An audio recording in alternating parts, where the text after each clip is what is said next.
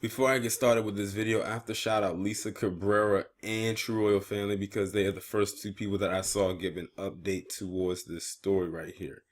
A couple days ago, I did a video about a man by the name of John Williams, who you see in this picture right here, who shot and killed a deputy in Maine and then took off in the deputy's cruiser. And they've been looking for him ever since.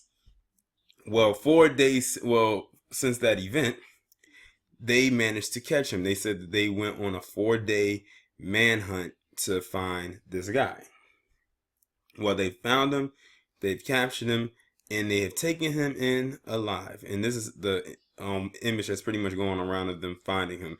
And from the looks of it, it looks like they probably struggle with him as well. That's probably why they're holding him like that. In which I don't feel bad.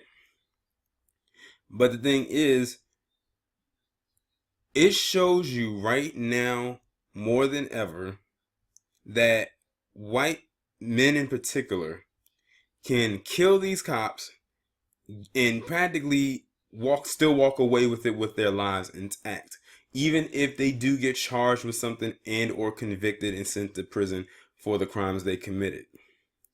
A black person doesn't even get to this point. I won't even say that. They rarely get to this point. Because this guy actually had an interaction with this cop before he killed him. I don't think it was based on what I was reading, I don't think it was an ambush style killing like the one in Florida where they didn't know that they were about to be killed.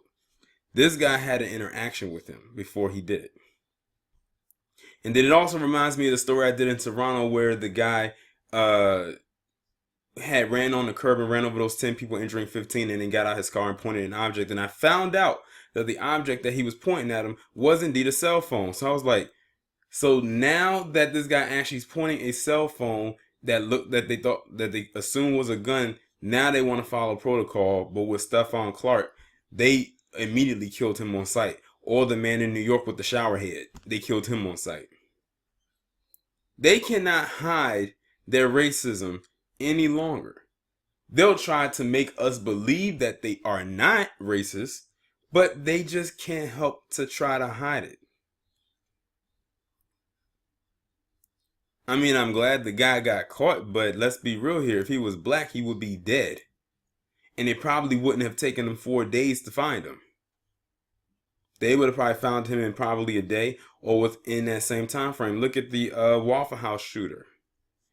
It took them about what 2 days to catch him, and they had records on that guy and pretty much surveillance on that guy for the last year for stuff that he had, for crimes he had committed from 2017.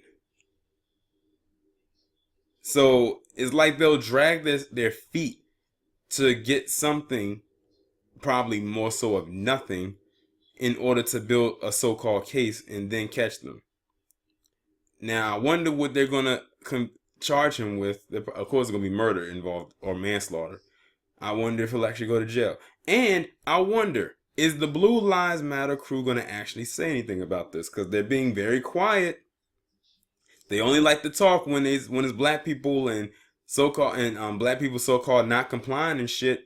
Meanwhile, you had this guy right here who killed the cop and stole his car, and went and led them on a 4-day manhunt. But you know what? He has the complexion for protection. If his name was John Williams and he was a 29-year-old black man, they would have been all over it. They can't hide their hands either. Races in this establishment have become so transparent, mostly due to social media and the internet. If we did not live in a social media age, if this was 20 years ago, if this was 1998 or even before then, and probably a little bit after then, we would not know how a lot of these people operate. But now everything is online and we're living in the information age. So it's not hard to figure them out. It's very easy. You just have to be very observant. That's all I really have to say about this. Y'all let me know what you think down in the comments. Like, share, subscribe, and I'll talk to you in the next one.